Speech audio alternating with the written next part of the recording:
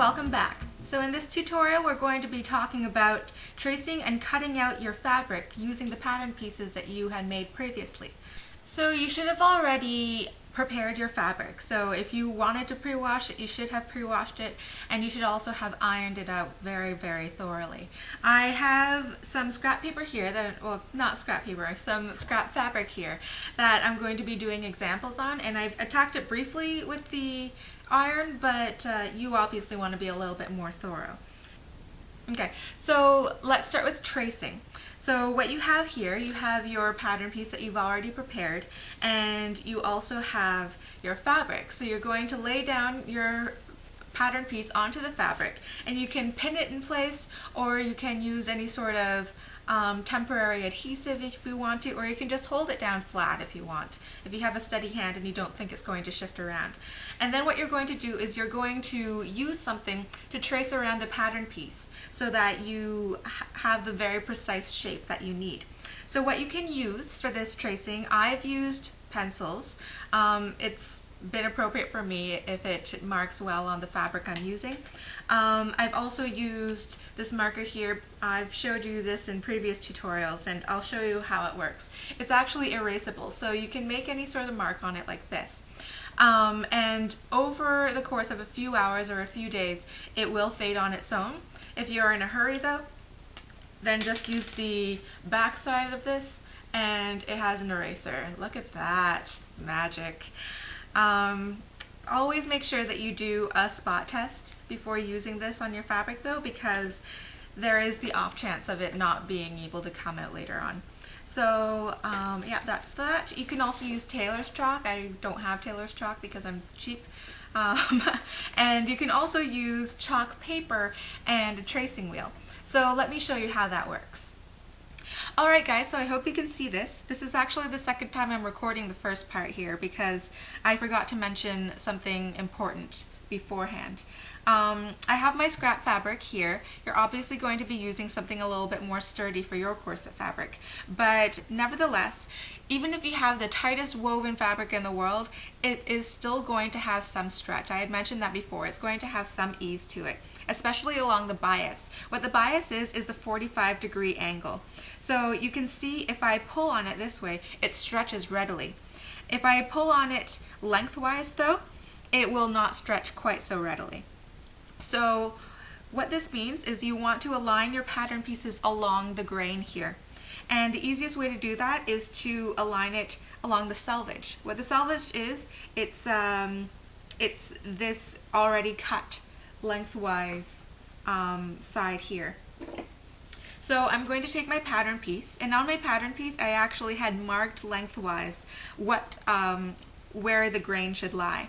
So I will just lie my pattern piece like this, and then I'll actually take a ruler and I'm going to measure and make sure that it is perfectly parallel with the selvage. So right here it's about 93 millimeters. Here needs to move a little bit over like that. Okay, so that's more or less good.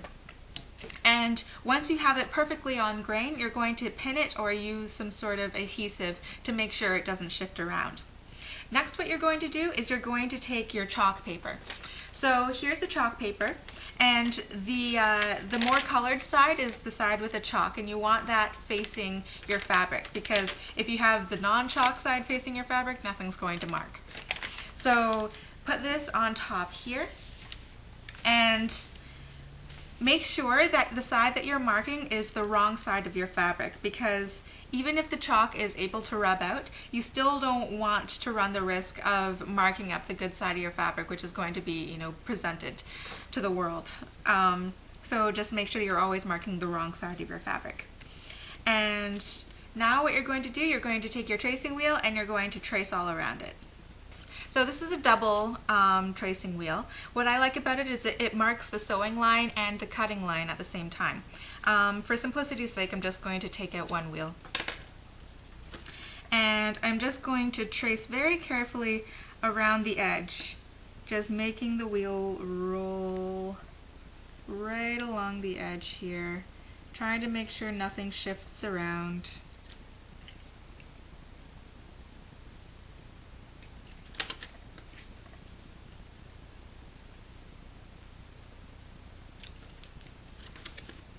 You might have to go over a couple times or press a little bit harder. You'll eventually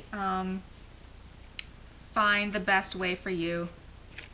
And what I like to do is also mark the waistline here.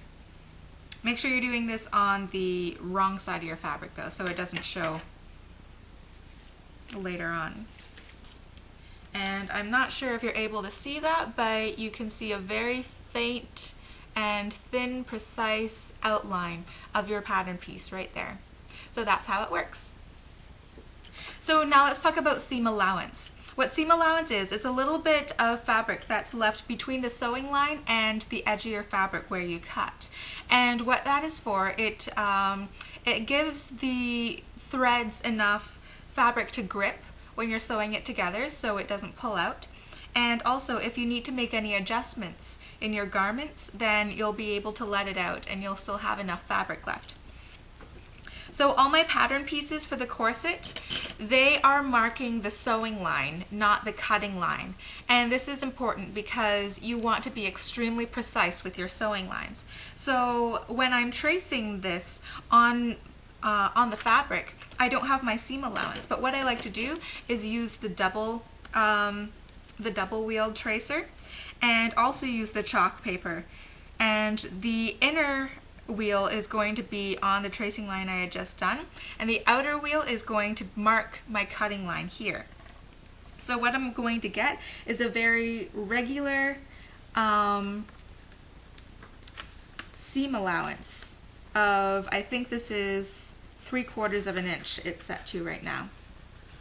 The awesome thing about this wheel is the fact that it's adjustable, so you can increase the distance between the wheels by 1/4 inch each time. So let me just finish tracing this. Okay, so now I hope you can see this again. I have no idea if the camera is focusing or not, but you have your sewing line and also your cutting line. So you're going to cut along this outer line.